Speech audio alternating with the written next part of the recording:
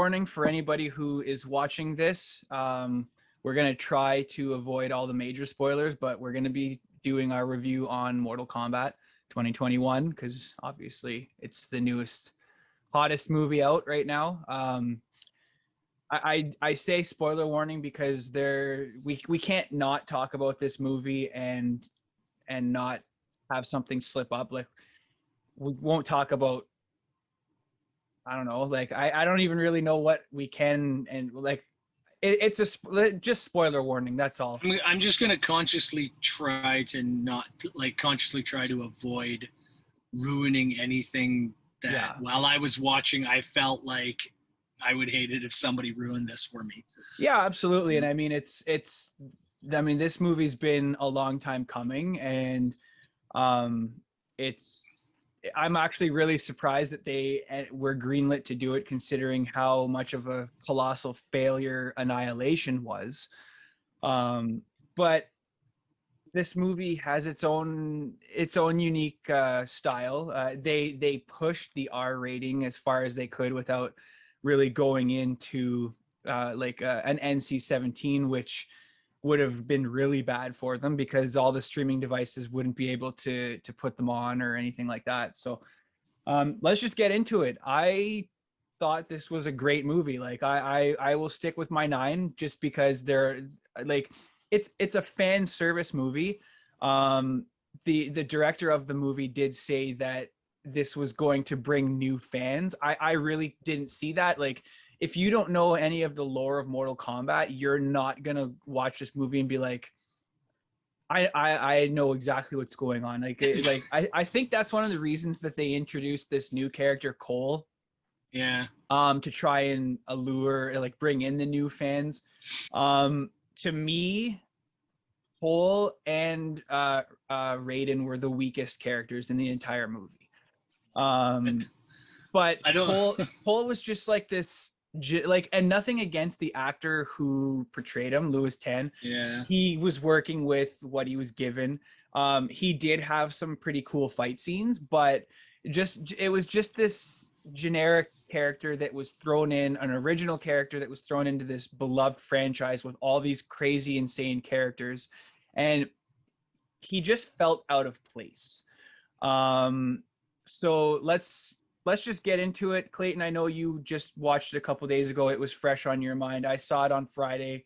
I spent the $24.99 on Amazon Prime, watched it, really enjoyed it, went back and watched it again. I still enjoyed it equally, but I was just watching the parts that I enjoyed. So, I mean, that's not really a good thing necessarily, but like you had mentioned, this could be a potential spoiler, but the actor who played Sub-Zero did say that he had signed on for an additional 4 films, providing that the movie did well, which I'm assuming at the very least we're going to see a second movie, because just over the weekend, like, it was a $55 million budget, which in today's standards is small, like very small. Yeah, that's cheap. And over the weekend, worldwide they've brought in 51.2 million, which Warner Brothers is saying that's like their most successful COVID movie. So that's really good. So to me, that means that we are going to see a sequel, which I'm excited for, because there are characters that need to have more of the spotlight put on them. Mm-hmm. But anyways, let's break it down. Clayton, what were your thoughts? I'm gonna give it, I don't know. It's hard to say. Like, you were saying that, like, you're surprised that they even made the movie based on the fact that Annihilation completely sucked. But if you think about it, I mean, Annihilation was released in the late 90s. True. And Mortal Kombat was just like, as a franchise, was just like running out of steam at that point. I mean, they had ported it all, like they had ported the Mortal Kombat games just to death all over the place. And, you know, it was just the first movie was a cash grab that just happened to be entertaining and fun to watch. And I think at some point in one of our talks, you had mentioned that soundtrack. No, you put it was on on Facebook. Facebook. Yeah. Yeah. That was And you're right. That soundtrack was killer, up. man. And spoiler, it was nice to hear little bits of that soundtrack in the new movie. Like just the smallest. Yeah, and smallest... that's one of the downsides for me was it was almost like the soundtrack apart from Techno Syndrome 2021, which I every morning when I get on my computer to do whatever I'm doing, I just crank that up because that remaster or remake of the original song by the Immortals is I love it. Like it is such a good soundtrack like song, but the movie soundtrack seemed more like a symphony, and that Mortal Kombat is not a symphony. Mortal Kombat is like the hard techno style music, the cyberpunk style music, and like when these two characters finally get together, you hear it and it's like it gets you going, but the music was another downside for me just because I mean, again, you talk about Mortal Kombat coming out in 95 and 97. Mortal Kombat Annihilation soundtrack was a good soundtrack. That's probably the only positive thing about that movie. Yeah. But the point is that like, yeah, you're right. That it's more the soundtrack should be more Combi Christ for Chemical Brothers than Hans Zimmer. Like it was a bit too orchestral, right? Like, could you imagine if John Williams did the soundtrack? Yeah, like no doubt. Maybe like, when they get to Outworld, but for Here on Earth, where the movie takes place, no. So, but anyways, the point is that you were saying you're surprised that they made the movie because Annihilation tanked. It was awful. But Mortal Kombat is one of those franchises that just, you think it's done, and then it just goes through this evolutionary metamorphosis, and around it comes again, you know what I mean? And everything old is new again. And I mean, they made like Mortal Kombat 10 and Mortal Kombat X, or what was it, XL. And now we're on 11. Like, and people are still playing it. People are still playing those fighting games. And there's and it's been the series has been rejuvenated, and I think that also like you can give thanks to games like Injustice that made people like a superhero fighting game that was still a rated teen game, but I mean they really pushed that. NetherRealm Studios pushed the teen rating as far as they could go, and I think a lot of people were like, well, if this is like new to the series of Mortal Kombat, like if there's a tame fighting game kind of like this, I want to go that step further. Like let's go into the fatalities, and Mortal Kombat is obviously the grandfather of the fatality style games. But like I also find around the time of Annihilation, which we will probably revert back to quite a bit throughout this, but around that time you had a lot of these games coming out, like what was that, the really bad, like not Armageddon, what was the special forces, like special with Jax forces. Mortal Kombat. And Sub-Zero Mythologies for the PS1 and the Saturn. That was around the time that all these like Annihilation was out, and it seemed like you said, it seemed like Mortal Kombat had run its course. But I don't like, it was for me, like the introduction, the first 14 minutes of the new movie was insane. Like both of those actors, the director was saying that they're both Joe Taslim, who plays Sub-Zero, and Hiroyuki Sanada, who plays Hanzo, aka Scorpion, are so fast that he actually had to ask them to slow down because the camera couldn't keep up with how fast that they were fighting with each other. And like these guys, like these roles are meant for them. Like Joe Taslim killed it as Sub-Zero. Like that, he like even just the mannerisms, like the crazy eyes, and Scorpion was awesome. And like anytime those two were together on screen fighting, you knew that you were in for something good. And not gonna like, you know what, this could be a spoiler.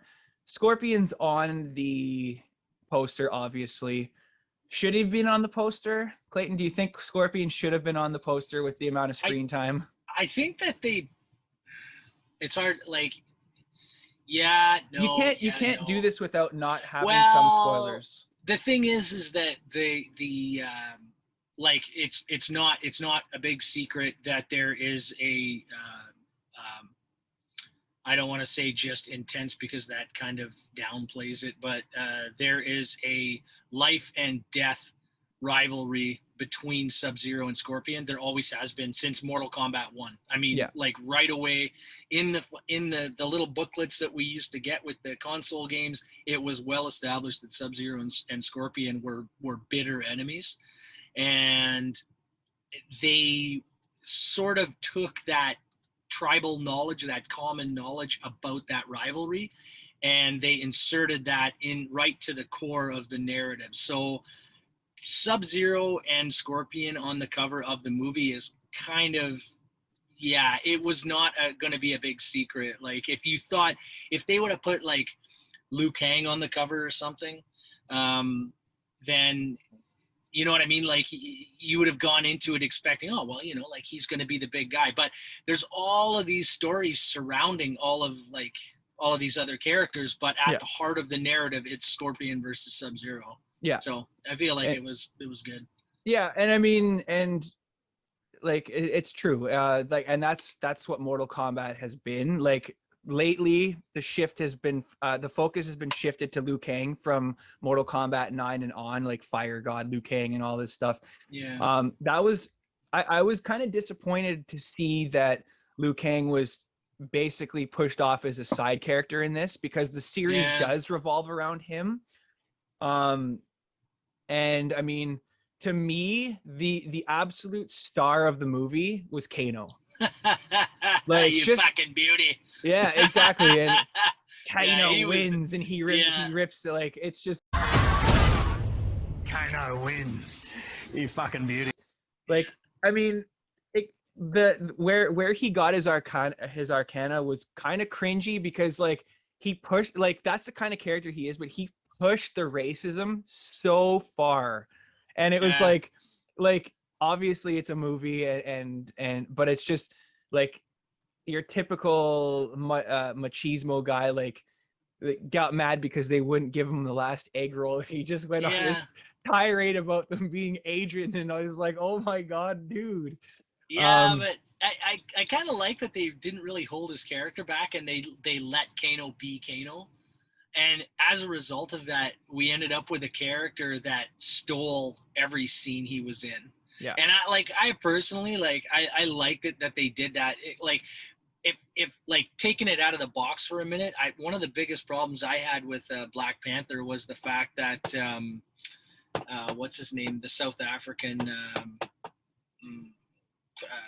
Kruger, Claw, Ulysses Claw, got killed like halfway through the movie, because to me he was the most interesting antagonist.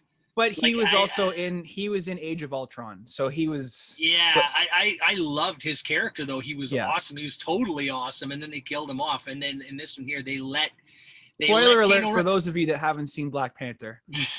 They let Kano run, like basically unfettered through the movie. Yeah. And we ended up with a cool character who had an awesome arc all the way through it, including how he influenced other characters and how he grew himself. He was the most interesting character in the movie, and the funniest. Yeah. And like even his fight scene, like, okay, so this is not a plot spoiler or anything.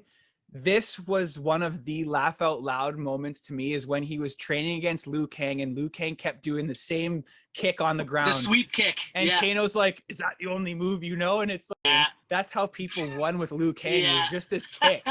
And his sweep kick, man. And I remember, and that's one of the cool things about that movie, is that I looked over at the kids and I was like, oh my God, we used to do that in the original game. You could just sweep kick a guy to death and just cheese him to death.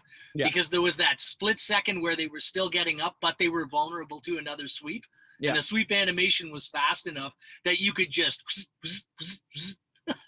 So like Good that times. was one of the best Easter eggs for me. And the movie is littered with Easter eggs. Yeah. Like if it's one of those movies, if you blink and you'll miss it. Like the callback to Nightwolf, like that was Yeah, that was cool. And did you I don't know if you saw the statue, the Aztec statue. I want to say yes because I was looking for Easter eggs like Yeah. all the way through the movie. So there was an Aztec statue. Again, this is all not okay. Just plot spoiler. This is a fighting movie. There is no real plot. So, I mean, it's just your generic fighting story. But anyways, they had an Aztec statue, which was a callback to Kotal Khan, not Shao Kahn, but Kotal, the green guy from. Oh yeah. But like, it was such again, getting back to it, for me, it was a very fun movie. I really liked all the Easter eggs. Unfortunately, like there are some issues. I mean, well, there's lots of issues with the movie, but this was a movie that was meant for fans. Critics are now starting to shred it, and I mean, it was expected. It's a video game movie. Raiden just felt so out of place for me. Just again, nothing to do with the actor. He's actually a very well-known Japanese actor, but Raiden wasn't even a third, like a tertiary character. He was just like almost like an afterthought. Like, oh, we should probably have Raiden come in and do lightning stuff. Like Christopher Lambert was an amazing Raiden. For the time, I would say yeah. But I mean, but so much so that they actually brought him back to film scenes for Mortal Kombat 11, when you get the Raiden skin, and he recorded some stuff. So did Lyndon Ashby for Johnny Cage. You know what? I got it about Raiden. I nothing against the actor that they got to play him, but when I heard his voice, I was sure that he was Ken Watanabe. And he's not. Ken Watanabe? Because he sounds exactly like him. Yeah. And Godzilla, King of the Monsters, and Godzilla, and tons of other stuff. That guy is everywhere. But anyways, I thought it was him. And then when I realized that it wasn't, I was really disappointed because I thought, man, he would have been awesome. He would have been, I feel like for the Thunder God, he would have been a much stronger choice. I don't know if they couldn't get him. They didn't tap him. Well, you think about it this way, though. Like, they had a budget. They probably wanted, the budget was only 55 million. You've got an Oscar winner that you want to bring into a fighting movie. Like, that's probably going to be half your budget right there. Mind you, I mean, apart from Godzilla, I don't think he's really done much. But didn't he win for The Last Samurai? Oh, probably. He was awesome in that movie. Yeah. Another real low point for me, and this is probably the lowest, was I don't even know this character. But General Reiko, like, he was garbage. Yeah, I know. Jax is like, I'll take Reiko. Yeah, exactly. Exactly. And I was like, man, like, at least give us like a Kintaro or Shiva even, while they were handing out, the four-armed death dealers there. Yeah. And I mean, like, he doesn't ever speak, but Nathan Jones is not a good, like, I think they could have done a better job of, like, bringing Batista or somebody to play that, like, somebody who actually has, like, acting chops. Like, Batista's he's not a bad actor. I mean, he does the role. He would have been so perfect for that. Like, he was Drax the Destroyer. I think he would have done a better job than Nathan Jones. No offense to Nathan Jones. Batista was awesome in Guardians of the Galaxy. Yeah. Like, he really is. But he also does really well with, like, small parts. Mm-hmm. Like Blade Runner 2049, when he plays the Nexus, whatever it is, the Nexus droid at the beginning of the movie, and he beats up Ryan Gosling there. He just took that little role, and he just made it seemed like he made it really personal. Like, I always remember that was Batista, you know what I mean? Like, and I feel like he would have taken that role seriously no matter how small it was. But like you said, right, like, they managed to keep the budget low, and as a result, we got a good movie with not particularly strong acting, but some good special effects and And I mean, and like again, it's a Mortal Kombat movie, and back in the like in 95, 97, they could only do so much with like fatalities because their target audience was us. And now the target audience again is us because we grew up with Mortal Kombat. So we were well, I was a teenager. You're a senior citizen.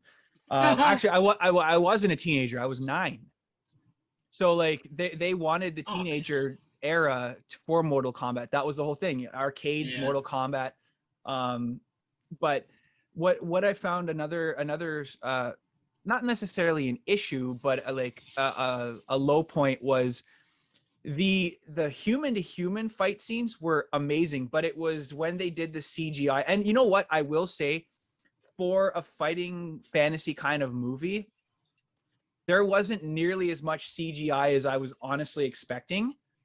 I mean, obviously like Raiden with his thunder eyes and all that stuff, but like most of the fights were PvP, like person versus person. Like the fight scene that like you could see them struggling when they were fighting the lizard, like because it was all CGI. But like even Goro, the like with Goro, like that's not a spoiler, he's in you see him in the trailers, but that was a cool fight, but it was still not nearly as good as like when Jax got his ass handed to him. Oh yeah, that was like good. like that was like just that's for me, that's what Mortal Kombat was. And even the fatalities, like the one fatality with the flying thing, man, that was brutal. With the flying, oh yeah, flawless victory. That was awesome. Speaking of Reptile though, I don't understand the movie. I don't understand the movie's obsession with making him an actual lizard. Like I think it would have been much cooler if he would have been dressed like a Lin Kuei ninja, and then like I don't know, slipping in and out of the shadows, and maybe like, you know what I mean? They could have used a real guy, and then just out of because where they fought, there was plenty of like dark corners and stuff like that. You could have like a lizard tail slip out of the corner. You know what I mean? Almost like he's everywhere, like he's so fast and whatnot. But they just always obsess over having these fights. How do you choreograph a fight between a human and a computer animated, slightly anthropomorphic lizard with martial arts talent? You know what I mean? Like it always just looks clumsy. It looked clumsy in 95. It looked clumsy in, I think he was in 97 in Annihilation. No, it was. He wasn't in there. It was Ermac and Noob. And I didn't even know that it was that was Noob Saibot. I thought that was Ermac that split himself in two. Yeah. But I don't understand the obsession with that. I would like to see Reptile as an actual ninja again. I mean, even in the later iterations of Mortal Kombat, like he still has the ninja suit kind of, but you can see that he's a lizard. Yeah. And then, back in the early days, like with Noob Saibot and Ermac and Reptile, we had all of these like super secret characters that were basically just palette swap versions of Scorpion and Sub-Zero. Yeah, exactly. So, and like Rain as the purple guy, and I don't even know all of them. There are so many of them. Oh yeah, and then even like Cyrax, Sector, like those are all Cyrax and Sector, like swaps as well, but they were robots. Yeah, variations on the theme. So getting back to the movie itself, another character that I felt was underutilized was Shang Tsung. Oh yeah, man. Like why that Shang Tsung? I mean, I got nothing against that guy as an actor, but fuck, he was weak. Yeah, and I mean, he wasn't like going back to 95, like that. I can't pronounce his name. I think it's Kerry something. Anyways, the original Shang Tsung, Tokugawa or something. He just had this like gentlemanly, vindictive character personality. Like he could be like a gentleman, like when he bowed to Raiden and then he wanted to kill Sonya Blade in the next scene, like in the original. And then you got this guy who's like basically sitting on a throne in the middle of the mountains. Cary Hiroyuki Tagawa. Yes, and I mean he's known for all of his villainous roles. I don't think he's ever played a good guy in any movie or show he's been in, but it's very hard to follow that kind of those footsteps just because of how well he did. And nothing against Chin Han. I mean, he was in Batman The Dark Knight when Joker was gonna when Bruce Wayne flew to China to bring him back because he was hiding. He was also the main villain in Marco Polo, which is an amazing Netflix show. Unfortunately, got canceled, but he's actually a very good actor. Like the whole movie had a lot of Asian representation. Like you had Louis Tan playing Cole, you had Joe Taslim, Sub-Zero, Scorpion, Raiden, all the characters that you think of being Asian were cast correctly. It's just they were given what they were given, and NetherRealm wasn't involved in this, unfortunately. So it was Warner Brothers again dictating. I was actually really surprised there wasn't microtransactions in this movie. Nice. But I felt it was a bit janky, but that character Shang Tsung, like he's an old man until he starts sucking souls, and then he becomes a youthful warrior. And I feel like the movies always try to straddle that. Yeah. They give him the robes of the old man, but they give him the more youthful face. And as a result, you're like, I don't understand this. I should be underestimating his physical abilities when I look at him as an old man, but knowing that he is menacing because of how all of his subordinates treat him. And then later on in the movie, once he grows in power and he comes to you and he's more youthful, I should be aware that, oh, fuck, this guy can actually fight. He has actual real power. And now I know what his subordinates know, that he is to be feared. But they never do that. I mean, honestly, throughout this whole movie, I was like, I don't care about him. I didn't even care about Goro or any of them. None of the bad guys. I was being constantly told, oh God, if the Netherrealm wins this final tournament, Earth is fucked and they're all coming through and they're taking over. But I never really felt it. I felt like the characters were always talking about it and they're always telling me that this is bad, but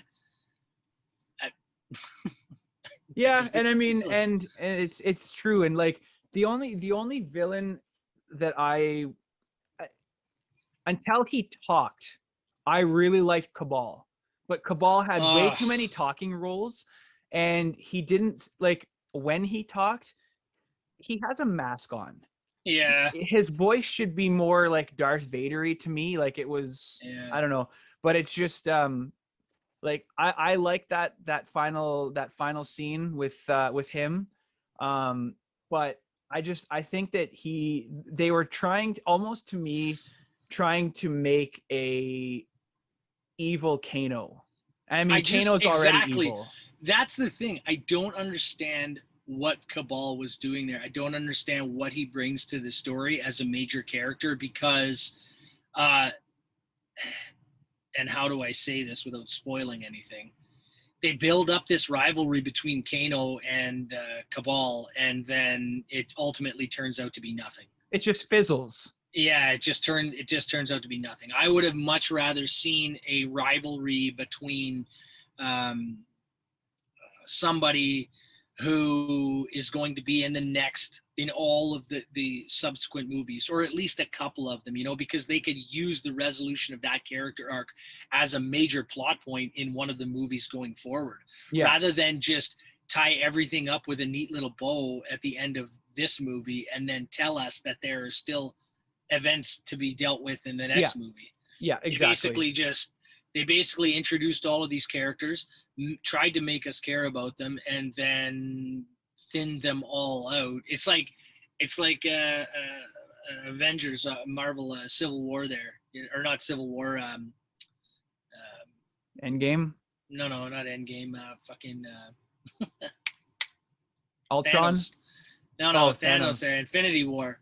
How they like thinned out the ranks at the end of the first movie, but then like I don't know if it takes off. Like, are they going to have these contrived retcons where, oh my God, so and so survived? You know what I mean? He just happened to like keep his head underwater, or Yeah. you know, like it didn't quite kill him. He managed to crawl away from the battle. Like, I hate it when they do that. Yeah. They actually show some balls and kill a character off, and then they're like, oh yeah, but he wasn't really dead. Well, and so lame.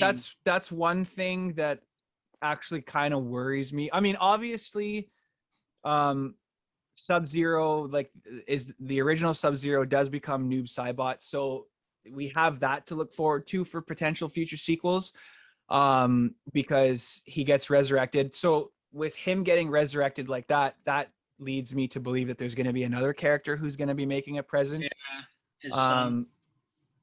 His son. Sub-Zero's son, isn't it? That becomes No, it's the his new brother. Sub-Zero? That was brother. No, but I'm talking about Quan Chi. I was trying not to spoil it because Quan Chi brings Noob Saibot back. Oh. I didn't spoil it. You spoiled it. Yeah, but I mean, Quan Chi was never even in. I don't even think he was. Was he in Legacy, like the Mortal Kombat Legacy TV show? I honestly, it's been so long since I actually invested any time in Mortal Kombat lore. Mm-hmm. I couldn't even tell you anything that really happened after Mortal Kombat 3. I do remember that I hated Cabal in the game, though. Legacy was the TV show. Yeah, I never watched it. I think Legacy. But anyways, and then also I didn't realize this until watching back. I was actually watching like Angry Joe and all these reviews, and I didn't know that Shinnok was actually in Mortal Kombat Annihilation, and that was Shao Kahn and Raiden's dad, and he's like the whitest person ever. And that was Shinnok, like the master game planner and of all this. But anyways, I think that they can do a lot. Like, obviously this is just the first movie. They've made enough. They made enough to hopefully warrant a sequel, but like, see, I can't even say anything about this character without spoiling anything. So okay, the thing is though, is that like, if you think about it, moving forward, like, you have like, if the hype doesn't pan out, right? I mean, it made like what, 51 million in its opening weekend. Like, we'll have to see what the total global cume is after everything is tallied, like ticket prices, rentals, all that kind of stuff, because it can go one of two ways, right? Like, it can either hype up for the next movie, or we can have the law of diminishing returns where they don't quite have the budget for the next movie, and then, you know, the costumes aren't quite as good. Maybe they kill off an actor who wants a bit too much money, blah, blah, blah, blah, blah. And then by the time you get to the end, like, I put this movie squarely in the same arena, or I should say squarely on the same shelf as the Underworld movies. I was going to say, for me, talking about hype dying down, like I could see this going one of two ways. Like you said, it could go sky high, or it could get the Batman versus Superman treatment, where it was like the biggest opening weekend ever, and then sales tanked by 81%. Oh yeah, well, they always drop, right? They always drop by like 50% in the second weekend. Like, it's very, very rare that I see lots of like 60% drops, right? So you're down to 40%, and then it comes up, and then the hype train's out of town, and it kind of evens out. But a movie like Underworld, if you're familiar with the Underworld franchise, the first movie was awesome. It really was. It had Kate Beckinsale and her husband. Who the hell was it? Yeah, Scott Speedman, and then I can't remember what his name is. It's Wes. It was Wes something. I can't remember. That should say something. But the subsequent movies in the series, like, kept on going downhill until eventually it was basically like a direct-to-video release for the last one. You know what I mean? And I feel like that's where Mortal Kombat is going to sit, because I just don't see the second movie. I will probably watch the second movie. I won't rush out to see it, and I'm not hyped for it. This was entertaining, but it was only entertaining because it was a nostalgia trip. Mhm. What are they going to do for the next movie? They packed a ton of Easter eggs in here that were like the upfront ones that anybody who played the old games back in the day would know. What did they save for the sequels? Like, what are we going to see in the next ones? They are going to have to branch out into their original storyline, and less stuff is actually going to surface. But You know what I mean? sometimes less could be more too. So It could be like if the budget goes up, I mean, that would be cool. But then the budget's going to go up, but then it's not like the acting ability of these actors is suddenly going to go up. It's not like they're suddenly going to be A-list, $30 million a picture actors, and suddenly the quality of the acting and the quality of the action is going to get better. Yeah. You know what I mean? They had to play it conservatively based on what they figured. They tried to gauge the market to say, this is the money that we will put forth into this movie. And this is we know the tier that this movie is going to end up on. Mhm. To try and move beyond that station is going to be extremely difficult because they limited themselves out of the gate. I don't know. It's going to depend. Like, it's really going to depend. I mean, honestly, Mortal Kombat is really the only option that we have right now that's really worth watching at all. You know what, At though, least, the other thing, thinking about, like, with Warner Brothers, because Warner Brothers does own another franchise, and they actually made it into a video game, but maybe down the road we see Mortal Kombat versus DC. Like, they could do that. They could do that. Like, they could, but I'll be honest. Would it be good? Who would they be making that for? Yeah, like, that's if they such a make niche. that, yeah, if they make that, you know who they would, you know what they would do? That would be Batman. That would be Batman versus Superman animated style, direct to video. I just watched a Toy Galaxy on YouTube last night. I just watched a video about. Do you remember Batman: Mask of the Phantasm? Yep. Yeah. That movie had all of the right stuff going forward, but it performs on a much lower level than an average mainstream animated movie. And it's not to say that the story wasn't good, because Gene Siskel and Roger Ebert both gave it like thumbs up. Like, they lamented the fact that they never got to see it in theaters, and they watched it at home, and they said that it was an excellent movie. But you're talking about even these two giant movie critics who are talking about this animated movie in high regards, but they're like, yeah, the draw just isn't going to be there for mainstream people, and even we missed it. Yeah. You know what I mean? Like, it's hard. It's Marvel or DC versus Mortal Kombat would be a hard sell. That's all I'm saying. Oh, I know.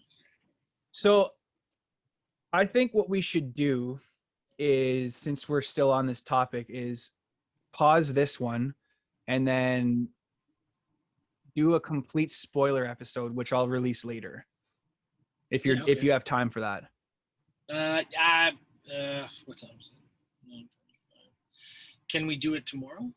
Can we? I would be tomorrow night. I work at 9. Oh, okay. What about Thursday? Tomorrow is Thursday. Tomorrow's only Wednesday. No, today's Wednesday. What? No, it's not. Yes, it is. What? How the fuck is it? Is Wednesday? How the fuck is it Wednesday? What about Friday? I work Thursday, Friday, and then I'm off this weekend. How the fuck is it Wednesday? Wow. Okay. Well, I'll edit all this out. So obviously I'm still sticking with my score, just because it was, I really had a good time with this movie. What's your rating? I want to give it a 3 out of 5. And that's not like, that's still a 6 out of 10. And it's not, it was entertaining as a single watch. But if I'm being completely honest, I will probably never watch this movie again. That's fair. The plot is thin enough. The action is memorable enough that I will always remember how the story went down. You know what I mean? Because they followed most of the Mortal Kombat lore. They followed most of the Mortal Kombat lore in the most generic way from the old games. So I can just kind of, this runs parallel to the old games. I can just kind of tack this on to what I know and just remember those scenes. You know, Jax losing, well, I don't want to give all the spoilers away. Well, but he does lose his arms in the game anyways. So he does. But I don't want to give everything away. But I mean, it like just strictly saying that it runs the parallels, so I won't have to flex my mental muscle very hard to remember what happened in this movie if they don't release the sequel for 5 years. There's no real reason to watch this again. And the fight choreography, with the exception of maybe the first scene, is not good enough for me to watch this as a martial arts movie. Mm-hmm. One of my big problems with this movie, and I fear is going to only get worse as the quality of the movies goes down, if it goes down, is that the costumes were far too costumey. I'll be like Kung Lao. Oh man, tone it down. But that's what he was in the game, though. I know. No. In the game, we're talking about a movie. How well do these costumes translate to a movie? Like Kung Lao, tone it down. Cabal, if the mask keeps him alive and he's in the Nether Realm, well, whatever Nether Realm fashion is, okay, I get it. You guys can wear whatever the fuck you want. But like Sub-Zero's costume, how the fuck do you move in that thing? Like, how do you be a lightning fast ninja wearing like an iron cuirass with like big heavy metal shoulder pieces, a big metal mask? How do you breathe? Like, you can't be a ninja in that thing because it's so flashy and it's so rigid. You know what I mean? Even in the final fight, when he stripped down to just the tunic and the mask, I was like, okay, now you're Sub-Zero. This is Sub-Zero. Now you can move. Now you can jump. You can fight. You can, you know what I mean? Yeah, exactly. So I felt like the costumes were a bit too costumey, I guess. Fair enough. But the point that I'm making is that the point I was making is that there's no real need for me to watch this movie again because of how they followed the original story. I will always remember everything that happened, and the fight scenes are not good enough for me to come back and watch it again. But I'm glad that I watched it. Okay, well that's good. Yeah, same here. Like for me, I may watch the movie again. But the nice thing is we have this wonderful tool called YouTube. So if I wanted to see a certain thing, I'll just go YouTube it. Yeah, exactly. Because right now they've got like all the pirated cuts that are in the movie. Eventually the higher quality stuff will come out. So if I wanted to see the ending again, I would just search for it and it would be there. I wouldn't watch the whole movie. Like if we were doing like a video game theme night where like Mortal Kombat was the central thing, I would painfully sit through Annihilation to watch 2021.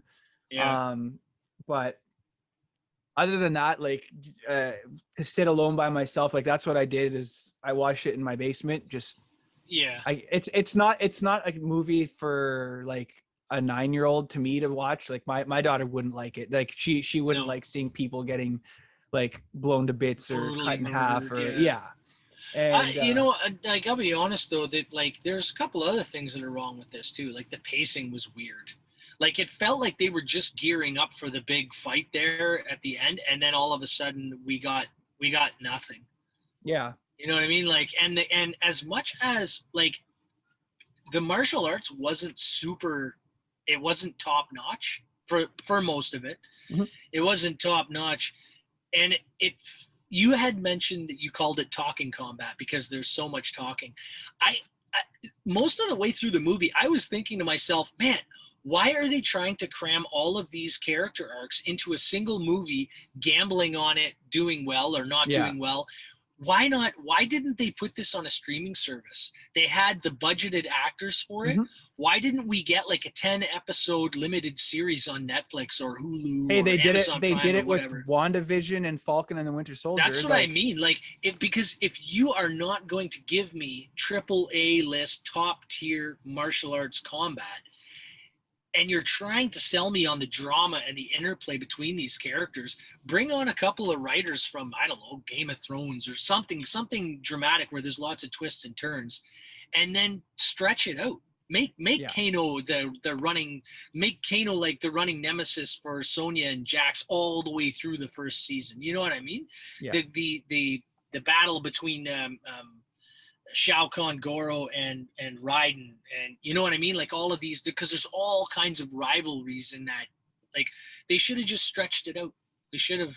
I feel like they would have gotten more mileage out of it. Or the other thing they could have always done is like how Zack Snyder did his version of Justice League. Like it was a 4.5 hour movie. Like now a Mortal Kombat at 4.5 hours would be too long. But I mean, if you're adamant on going the movie route, like they have, like they could have done something like that. Maybe there's a director's cut. I know Louis Tan had said in an interview that there was over 5 hours of cut footage.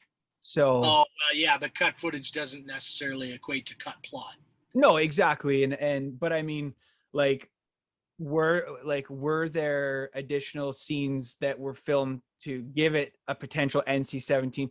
Like if you have it on a streaming service and like not or even like your own kind of website where like you can have all that stuff, the additional gore and all this, like why not? Like Netflix and stuff would, I don't know how they would have a caution thing, but like if there's that much stuff that was cut, like what could have improved the overall experience for people may have been cut. Well, like even when the original game came out, though, like yeah, the graphics were digitized. Like if you remember all those years ago, the graphics were digitized, and you know it had you know, it was a fighting game, and Street Fighter was huge at the time. But the thing everybody remembers about Mortal Kombat is the gore and the fatalities. Yeah. Why didn't like an R rating would have let them push that all the way? And that, you know what I mean? Like that is Mortal Kombat's legacy: blood, gore, and fatalities. Yeah, absolutely. Why not just push that in the movies? Why try to play the safe route in order to rope younger people in when it's really the fans of the original games who are going to be the ones who are taking their kids to it? Yeah.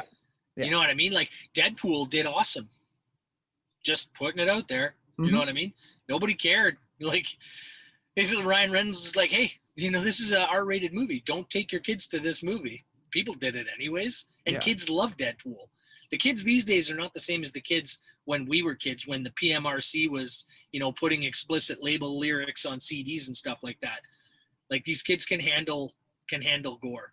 And I want to see, you know, like when I went to this movie, I didn't realize, or when I saw it, I didn't realize, it didn't click until partway into the movie what you had said about the NC-17 rating.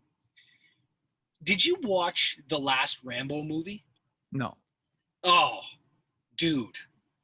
Rambo, okay, so just to get a bit off topic, Rambo spends like an hour and a half convincing you that the bad guys in the movie are bad people and they deserve absolutely no remorse. And then Rambo himself, the character, spends like 20-35 minutes dispatching them, like just deleting these guys, like just yeeting them. It is brutal. The way he kills them is so he just deletes these guys, man. It's crazy, but they convince you through the movie that these guys are nothing. You know what I mean? And I was kind of hoping to see a bit more of that in here.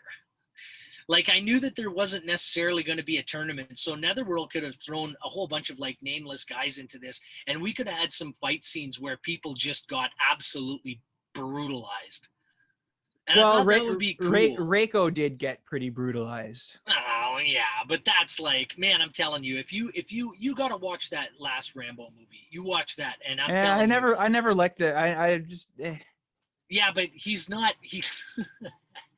I know he's a one-dimensional character, and I'm not saying, oh my God, Rambo's the greatest movie ever. I'm just saying that when it came to dispatching the bad guys in that movie, there was no remorse, and it was gory, and it was abrupt, and it was fast, and it would have been, those deaths would have been a good fit. Like, you like the fight scene at the beginning of this movie, you saw it, that's what Rambo was. Fast, dead, just no bleeding out, screaming for mercy. Oh my God, my wife and kids. No, just a spear through the face and you're dead. That kind of thing in like a single frame. But I mean, if you're going to see like a movie about gore and fatalities and death and fights and stuff, then that's what you're looking for. Yeah. Okay. Maybe I'll check it out, but just fast forward to like the last 20 minutes of the movie. You'll see what I mean. I don't think there's really much else to talk about until we sit down to record the spoiler side, because I mean, we could talk about spoilers till the cows come home. There's just so much to spoil.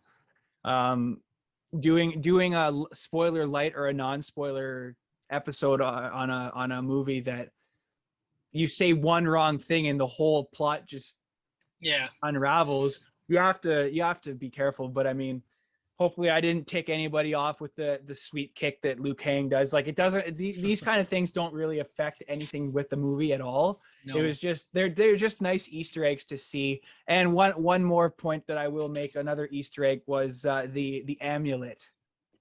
Oh yeah. Like, that's Quan Chi's amulet. So yeah. But I would say go and watch it.